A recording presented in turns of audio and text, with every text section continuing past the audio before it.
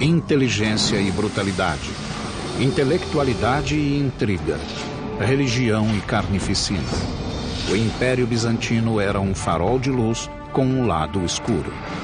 They called themselves Romanos, those who continued the traditions of the Roman Empire. Governados por líderes de poder absoluto e arquitetos que queriam sobrepujar Roma, os bizantinos construíram o mais longo aqueduto do mundo. Muralhas praticamente inexpugnáveis e uma colossal catedral que desafiava as leis da natureza. A church of unprecedented proportions grew up magically. Mas levar adiante o legado de Roma tinha um preço. He blinded 14,000 men, leaving every 100th man with one eye. O Império Bizantino foi a civilização dominante da Idade das Trevas. Mas após um milênio de domínio, os próprios feitos de engenharia prejudicariam o Império. A velha luz se extinguiu com o vento das guerras modernas.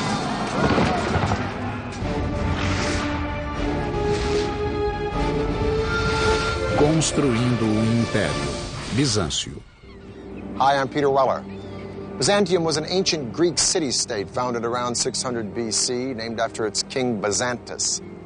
They settled here because of this thin strip of water that connected Asia to Europe and the Black Sea to eventually the Mediterranean. This strip of water is called the Strait of Bosphorus, meaning bull track from ancient mythology. Byzantine today means scheming or old or devious.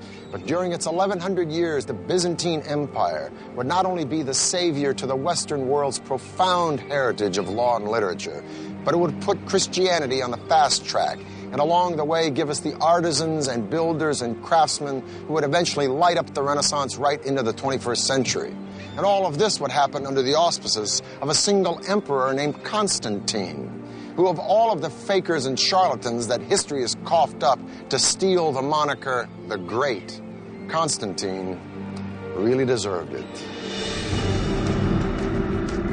Novembro de 324 d.C. Após 2 décadas de feroz guerra civil, o imperador Constantino conseguiu finalmente o controle de todo o Império Romano.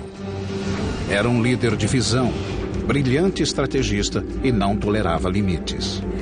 He became emperor really through his own wiles. He is ruthless in the way he assumes power.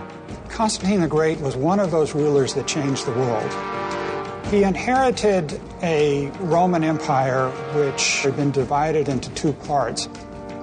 Constantino reunificou o vasto império e governou bem as 2 metades.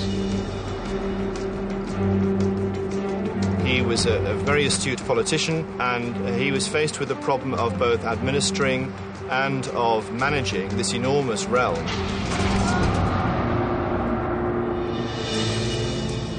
Seis semanas após subir ao trono, Constantino viajou para a ponta do Império, um local remoto da Turquia de hoje. Constantine took a spear and traced the outline of the city in the dirt. His entourage was somewhat amazed at the extent to which he intended to build the city. He is said to have commented, "I will go as far as until he who leads me stops." Ele traçara os limites da nova capital do Império, a Nova Roma, um nome que não pegou. Desse esboço nasceu uma cidade esplendorosa no centro de um grande e novo império. A capital ficaria conhecida como Constantinopla, cidade de Constantino. Constantine effectively shifts the center of the Roman Empire and founds a new center. He was moving away from Rome with its old rivalries, political infighting, vested interests and so forth, to create something quite new, which he could mold. Constantino decidiu que a nova cidade seria construída com as técnicas aperfeiçoadas do Império Romano. There was a grand campaign of construction, of building forums, marketplaces, to build the kind of buildings that ancient Rome had. O governo de Constantino seria marcado por uma distinção. Diferentemente dos antecessores, ele se aliaria a outro grande líder.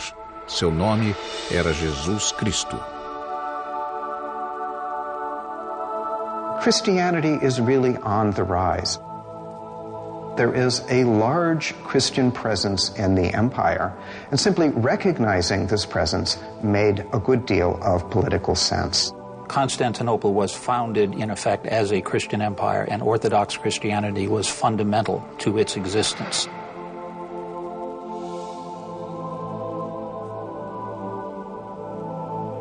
Now we have to remember that even though Constantine was venerated by Christianity, he's still an emperor. In other words, a dictator who's not only killed his son, his stepson, but also his second wife, all on the same trip to Italy. So if the boy wants a city, he's going to get a city and not take no for an answer. Problem is, how do you attract people to a dusty town in the hinterlands called Byzantium? Well, first of all, you might want to rename it after yourself. And second of all, in the style of all Roman emperors, rebuild it.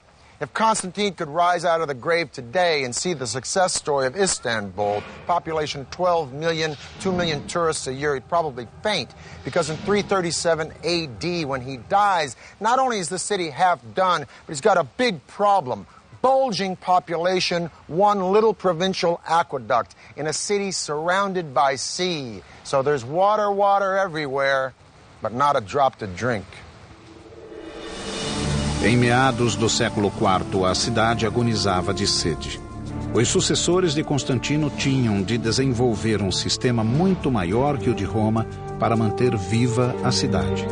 O que eles construiriam seria uma das maiores façanhas de engenharia do mundo antigo. There were no local water resources within the city walls of Constantinople, and hence water had to be brought from a much greater distance than anywhere else in the classical world and in the Mediterranean. A tarefa coube a ambicioso imperador chamado Valente, que reinou de 364 a 378 depois de Cristo. Foi ele que projetou e executou o mais longo sistema de aquedutos do mundo. Quando completado, o sistema conduziria água por estonteantes 700 quilômetros, igual a todos os aquedutos de Roma somados. A linha principal começaria a 250 quilômetros a oeste, nas terras da Trácia. Os engenheiros teriam de achar um modo de obter um declive constante para manter a água em movimento. There are tunnels underground, there are channels that go along the surface, and there are, where necessary, these great aqueduct bridges. Entre os séculos IV e VI, os bizantinos construíram 60 pontes condutoras. A mais impressionante elevava-se a 30 metros. Hoje é conhecida como Aqueduto Romano de Valente. Primeiramente, os engenheiros construíram gigantescos suportes, ou pilares.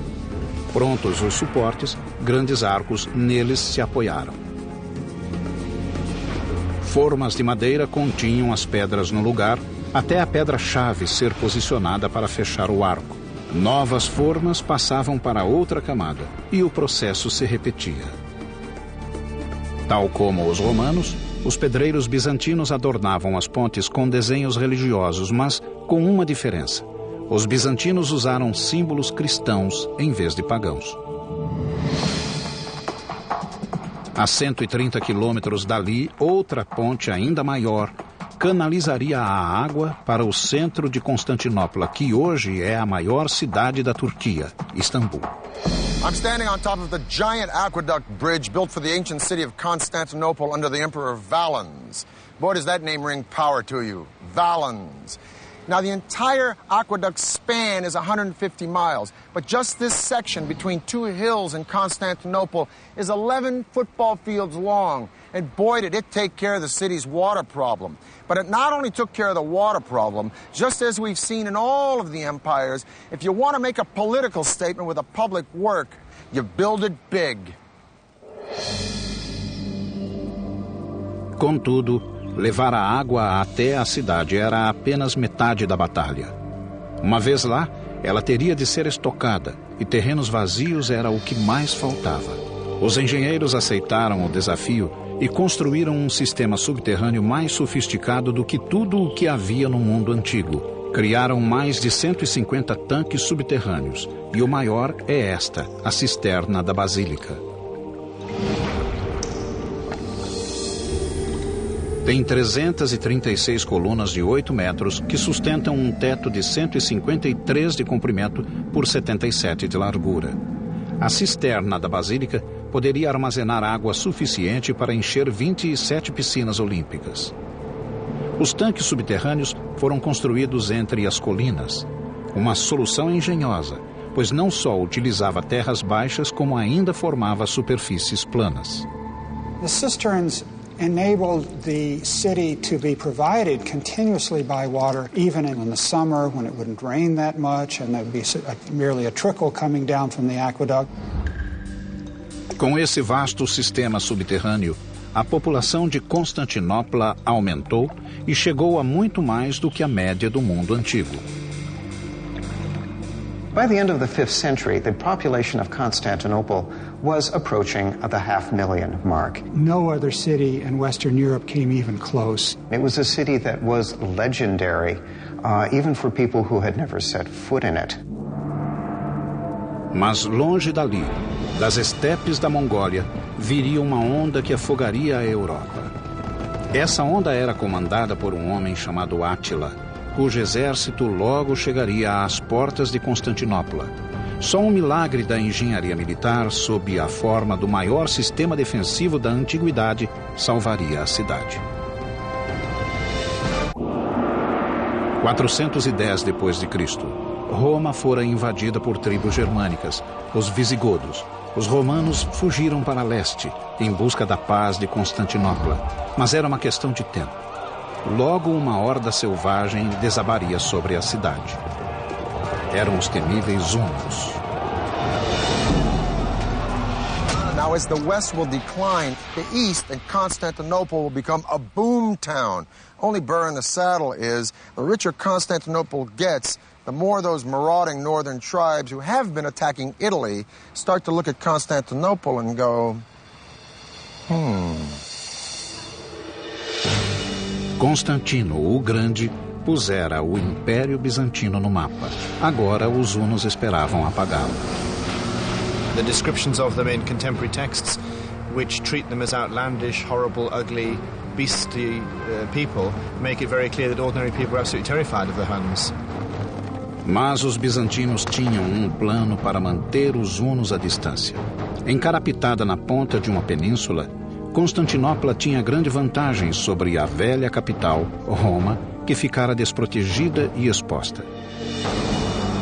Para rechaçar o inimigo, Constantinopla necessitaria de uma formidável defesa ao longo das fronteiras do oeste. A solução foi o mais forte e sofisticado sistema de muralhas jamais construído. Hoje elas são conhecidas como muros de Teodósio.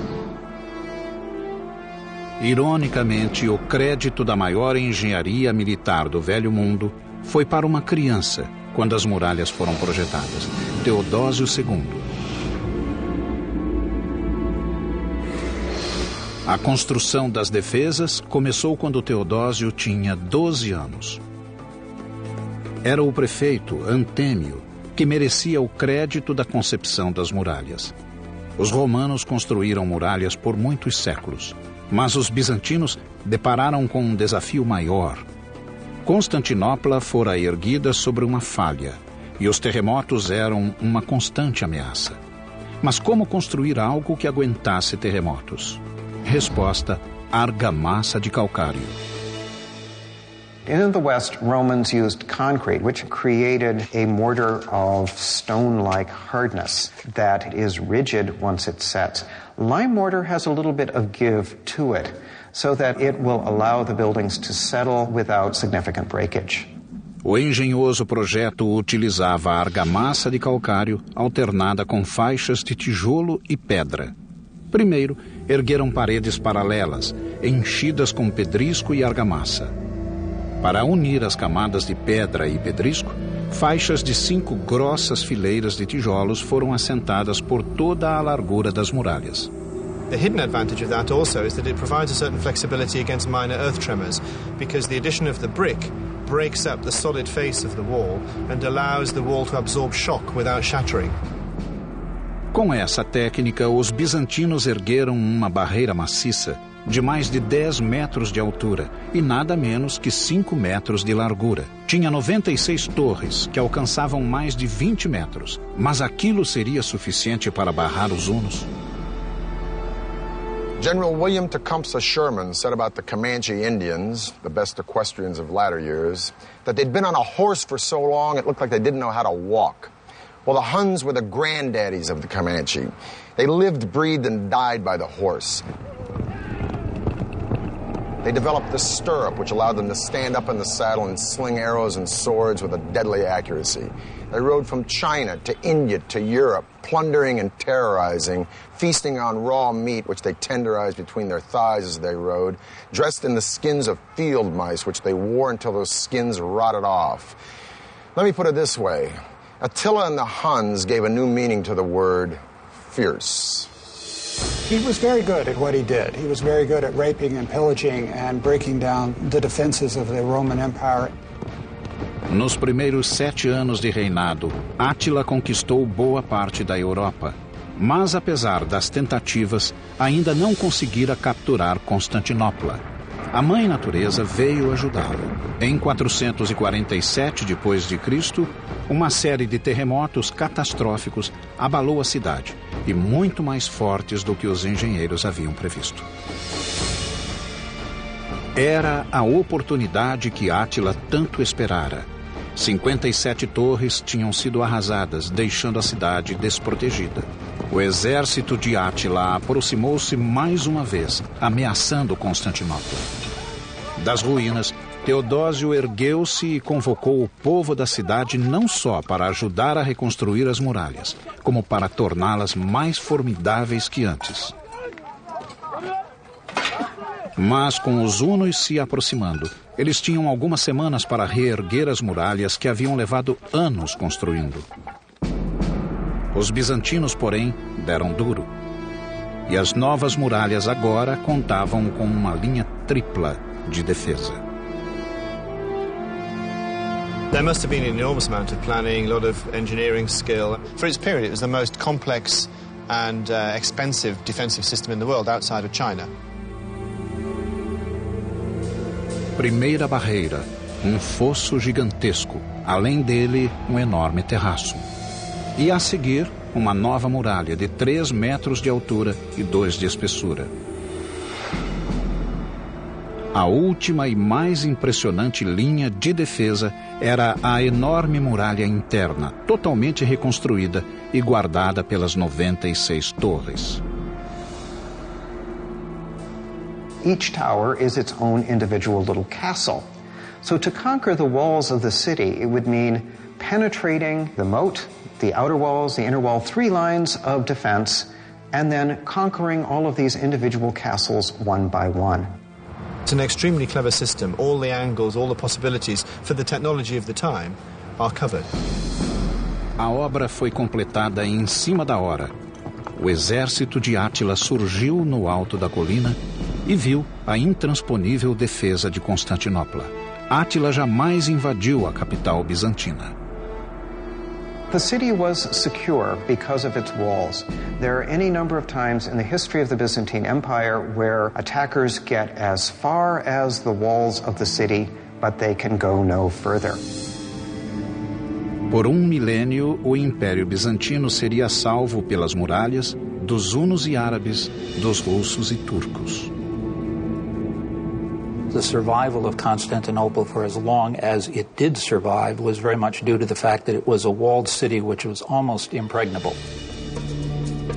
Tendo terminado a barreira, os engenheiros procuraram proteger a cidade de ameaças vindas do mar. A solução foi inventiva e muito eficaz. Uma corrente gigantesca, a maior já feita no mundo. Os ferreiros bizantinos forjaram essa corrente maciça de comprimento igual ao de 5 campos de futebol, com boias a cada 60 centímetros, as quais flutuavam em troncos de madeira. Quando necessário, os bizantinos faziam a corrente cruzar todo o chifre de ouro, ou seu estuário, isolando assim o porto. Finalmente protegida dos inimigos, Constantinopla pôde crescer. The walls of Constantinople were so thick and so large and so successful because they had to be. Constantinople was extremely rich. And it's like a bank with a very significant vault. It was the richest city in the world. Quase todas as rotas de comércio faziam ponto na cidade. Riquezas de países longínquos como o Egito, China e Rússia passavam pela capital bizantina, no caminho para o Ocidente. Mas com tanto dinheiro e largueza, os inimigos começaram a devastar a periferia em busca de migalhas. The capital may have been bulging with success, but the empire was steadily shrinking as the frontiers fell one after another to marauding tribes. By the death of Theodosius II in 450 AD, the Mediterranean Sea, which had once been like Rome's private lake, now looked like a huge ocean against which the empire was nothing more than a beach resort. Reviving Constantine's Rome would be the single obsession of a very controversial emperor who would marry a very dynamic woman who possessed very special skills. Por todo o século V, o Império Romano Ocidental foi se desintegrando sob o jugo de tribos bárbaras. Em 476, o último imperador romano abdicou do trono. Para muitos, o Império Romano havia terminado. But did it really fall? Because at the same time, here in Constantinople, the Eastern Empire is thriving. It's prospering. And in 527 AD, an emperor named Justinian comes to the throne, who's not only completely committed to recodifying all of Roman law, he's bent on reconquering Constantine's empire. Justiniano I reinou no período de ouro do Império Bizantino. Ironicamente, o homem que resgatou a glória da velha Roma era um forasteiro. Well, the Emperor Justinian was born a peasant in what is now northern Yugoslavia, and he came with his uncle Justin to Constantinople to seek their fortunes. Seu reinado de 40 anos foi marcado pelo brilhantismo intelectual, por um trabalho ético sem paralelo e pela crueldade sem freio. 2 anos antes de assumir o poder, Justiniano casou-se com uma linda e autoritária mulher chamada Teodora. Só havia um problema. Teodora tinha sido dançarina de cabaré.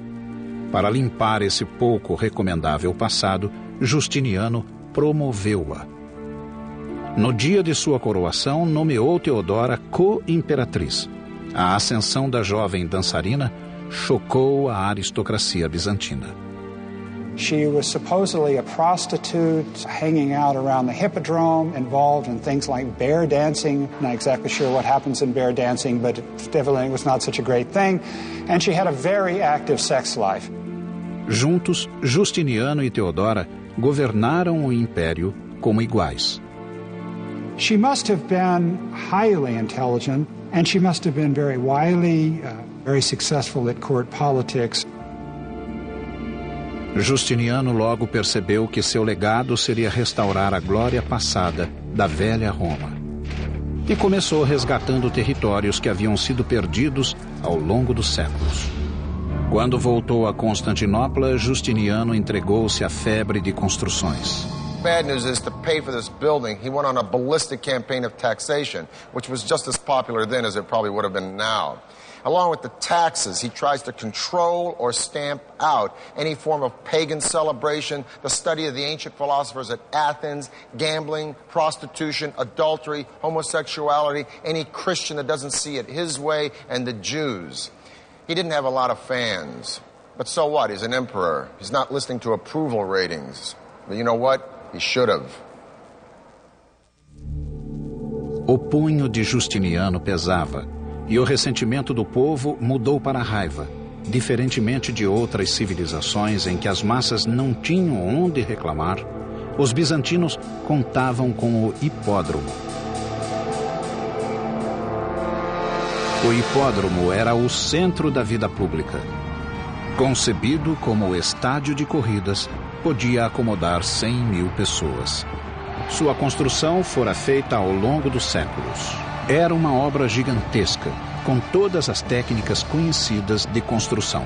Com o formato de um grande U, nos moldes do famoso Circo Máximo romano, o hipódromo de Constantinopla tinha quase 600 metros de comprimento e era mais largo que um campo de futebol. Contudo, a área escolhida pelo arquiteto era em aclive. And there they built vaulted substructures. As is common in ancient Rome, vaulted substructures to create a level platform. Construtores e pedreiros foram chamados do Mediterrâneo. A primeira tarefa foi construir a subestrutura de arcos de 4 andares. Os arcos serviam de galeria para lojas e cafés. Acima da subestrutura, 2 carreiras de colunas e mais de 30 fileiras de assentos de pedra cercavam a pista coberta de areia. Como todos os antecessores, Justiniano sentava-se em um camarote imperial chamado catisma, dando aos bizantinos a ocasião de ver seu imperador. It was a combination of sports stadium, public spectacle stadium, imperial propaganda, pulpit, all those things. It could seat huge numbers of people.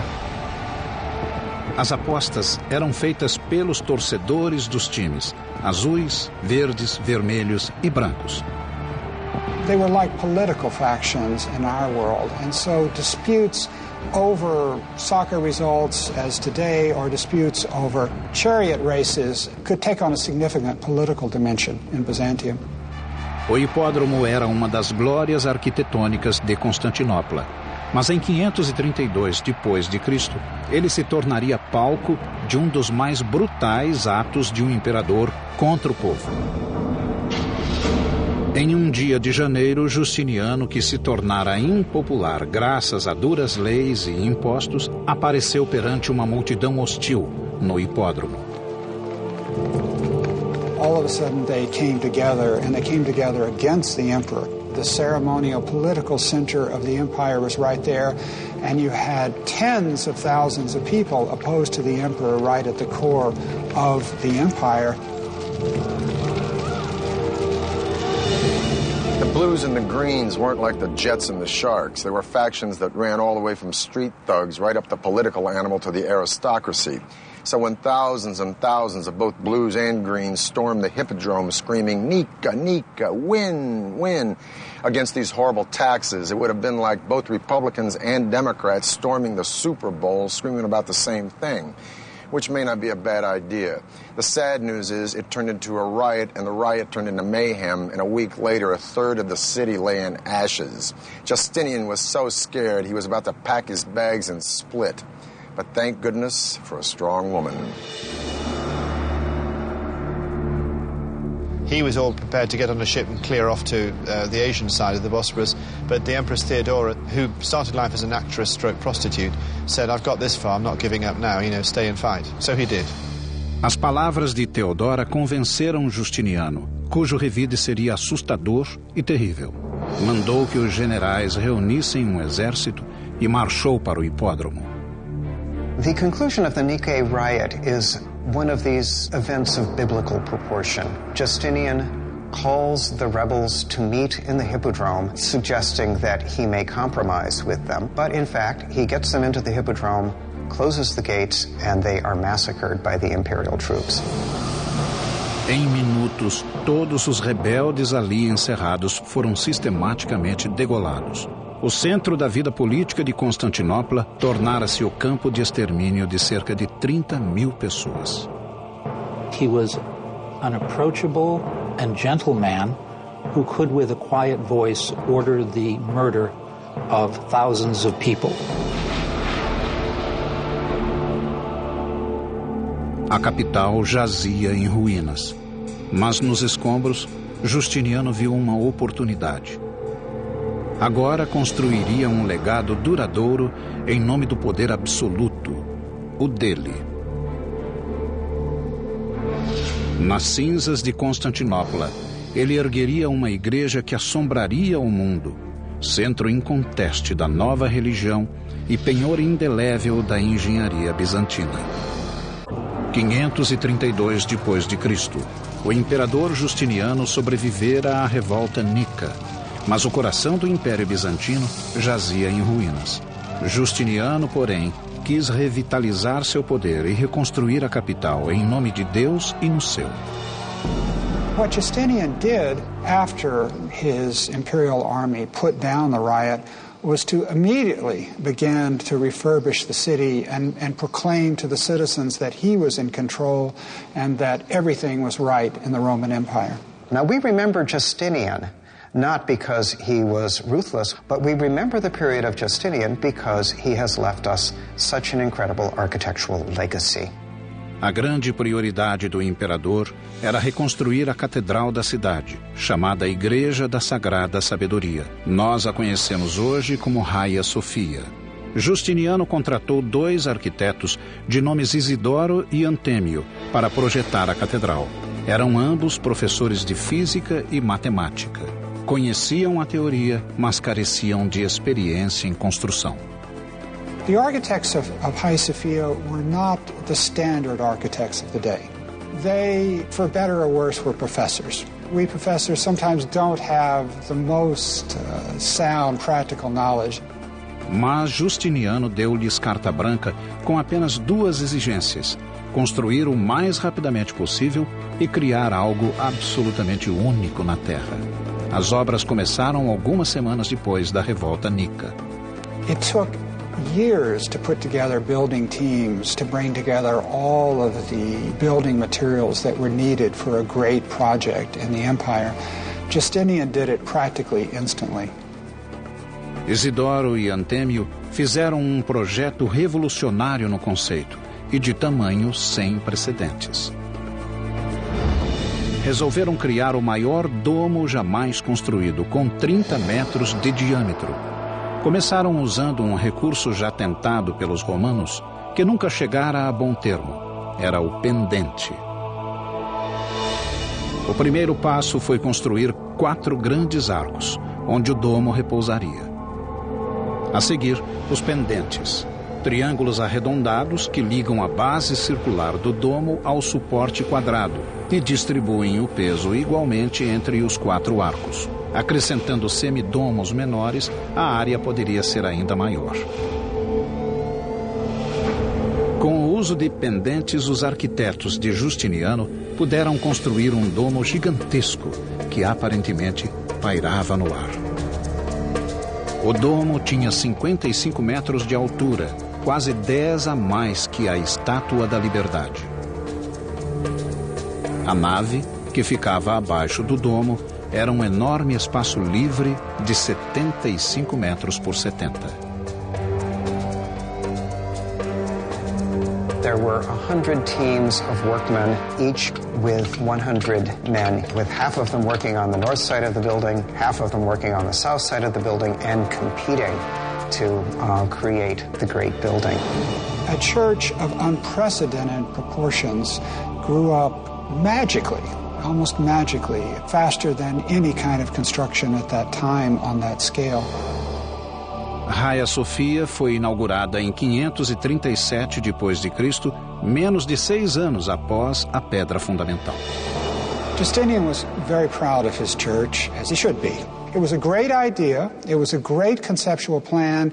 The implementation of that plan, the actual structure, was risky. A more experienced or pragmatic builder would have seen that trying to build a dome of this size with the materials given in a short amount of time would have been dicey at best. Before the construction was even finished, the 4 piers hold up the arches started to buckle and collapse. 20 years later, an earthquake happens. Boom, whole dome comes in. Now, Isidorus the Younger, the nephew of the original Isidorus that built it, addressed the flaws in the dome, had to reconstruct it. One of the flaws, most important one, is that he raised the pitch of the dome because more vertical load of a higher dome will drive the weight into the ground, which is good support.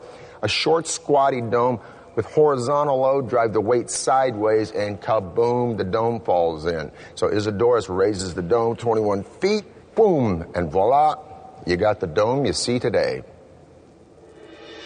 A Hagia Sophia ficou conhecida não só pelo projeto arrojado. Até as colunas foram adornadas com monogramas do imperador e da imperatriz. We are never allowed to forget that this is the great achievement of Justinian and Theodora. Justiniano havia criado um centro para a cristandade e mais tarde consolidou Constantinopla como capital do mundo cristão. He got an architect that was going to make a grand statement. And a grand statement was made. The largest church in Christendom, the greatest dome space in the world until the Renaissance. He got a building that dwarfed any of the great baths of ancient Rome or any of the great temples of the ancient world. No final da era Justiniano, o império atingira seu tamanho maior, englobando a Síria, a Palestina, a Ásia Menor, Itália, Grécia e o norte da África, isto é, Egito. Mas o povo bizantino pagaria caro por tamanha expansão. As constantes campanhas militares de Justiniano, mais a obsessão de reconstruir Constantinopla, virtualmente levaram o império à falência. The empire really never recovers from the megalomania of Justinian. It's perhaps fitting that the dome of Hagia Sophia collapses. It's as if Justinian, as he is overextending the political boundaries of the empire, he's also overextending the architecture as well. Por 3 séculos após a morte de Justiniano, uma série de imperadores governariam um território cada vez menor. Apesar disso, Constantinopla manteve-se ilesa, e no século X os bizantinos mais uma vez se ergueriam no fulgor da glória militar. Combateriam com armas novas, sob a chefia do guerreiro mais estrategicamente militar entre todos os que usaram a coroa. The year is 1000 AD, the end of the first millennium of the Common Era. The force of Europe now lies in the north, with France and Germany and the Holy Roman Empire. While here in Constantinople in the east, the Byzantines have survived wars with Visigoths, Persians, Avars, and Arabs, and weathered a very disheartening period in the 700s called iconoclasm, where they have smashed most of their art. But the Byzantines are on the rebound now, and by 1014 they are poised to reconquer the entire Balkan Peninsula from the Danube River all the way to Greece. Quem comandou os bizantinos em sua volta foi Basílio II. Homem do povo, Basílio foi o mais brilhante militar do lendário império. He was an emperor that did not sit back and enjoy the luxuries of the palace. He went out campaigning every season, leading the Byzantine armies against the foes. He was seen to be a soldier's emperor. But there's no doubt he ranks as a highly competent, very able, very intelligent, very versatile military leader, as well as a good ruler. O maior inimigo de Basílio era o rei Samuel, que reinava na Bulgária, um país eslavo que buscava o controle da Península Balcânica. Em 986, ainda jovem, Basílio sofrera a devastadora derrota de Samuel. The first time he marched north, he was only 18, I think. He might have been a bit younger. And he walked into an ambush, basically. Humilhado, Basílio jurou vingar-se da nação búlgara. Essa vingança levaria 1/4 de século para se realizar. Enquanto isso, sua derrota animara os rivais bizantinos. Depois de esmagar uma série de revoltas no Império, Basílio voltou a atenção para fora. Queria recuperar as terras perdidas. Resolvido a restaurar a glória bizantina, mandou que os engenheiros projetassem um novo modelo de arma de sítio, o trebuchet. O mecanismo era simples. Usando cordas, os operadores carregavam um braço de madeira com linga e pedra. A frente e os lados da estrutura de madeira eram cobertos com peles de animais, a fim de protegê-las de flechas incendiárias. You'd have your axle and your pivoting sling because of the disparity between the short end on one side of the axle and the long end on the other. You'd maximize the velocity in the swing, so you could throw substantial weights considerable distances. Mas Basílio não aceitava meias medidas. O trebuchet de seus engenheiros arremessava pedras de mais de 200 quilos e exigia muita força para ser operado. 400 homens. Com as melhores tropas do mundo e o melhor aparato de sítio, o exército bizantino era irresistível. Após anos de batalhas, Basílio desenvolvera um sistema de férrea disciplina com seus homens. He has a reputation of being harsh but fair, and of course, if the soldiers believe in their leader, they'll fight better and more effectively. Ele proibiu que quebrassem a formação e ensinou-lhes a estar sempre prontos a qualquer momento. Seu exército deslocava-se rapidamente em qualquer terreno. Finalmente, em 1001, Basílio decidiu que era tempo de voltar à Bulgária e realizar sua esperada vingança. He then turns his attention back to Bulgaria and spends the next 15 years basically solidly campaigning year on year on year, gradually destroying the Bulgars' infrastructure, ravaging the countryside, destroying the economy. O rei Samuel logo conheceria o vendaval que viria de Basílio. Samuel had been the only man to beat Basil in battle, and for that distinction he would pay dearly. On July 29th in the year 1014, Basil launched a surprise attack, conquering the Bulgarian army, capturing 14,000 men. His revenge would be brutal. He blinded all of them, leaving every 100th man with one eye to lead the rest back to Bulgaria. When Samuel saw his ragged and mutilated army, he collapsed. And 2 days later, he died. It's one thing to execute all of these people. It's another thing to send them back to the country where their countrymen in some ways have to take care of all these people. So they become a kind of permanent liability to the society. Essa cruel vitória valeu ao imperador o controle dos Balcãs e o cognome Matador de Búlgaros.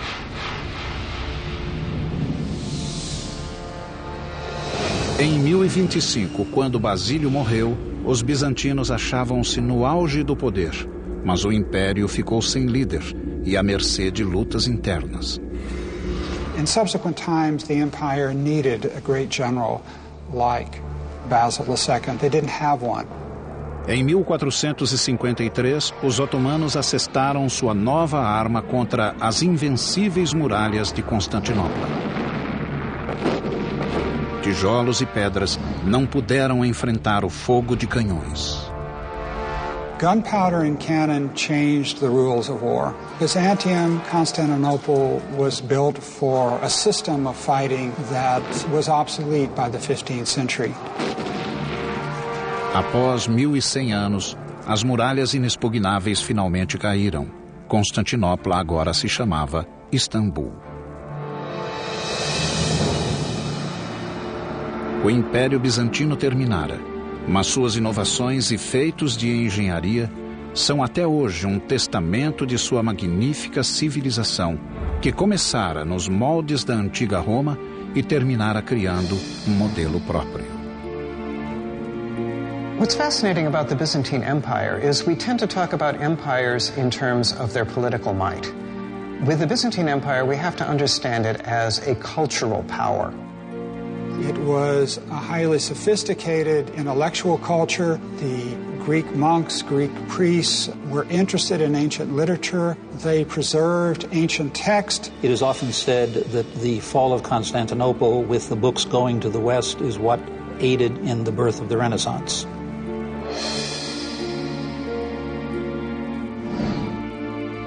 Constantinople had built magnificently. They catapulted Christianity into the world. They'd shaped the Western world's laws. They preserved the heritage of knowledge from antiquity. But the Byzantine Empire was gone for good. For the History Channel, I'm Peter Weller.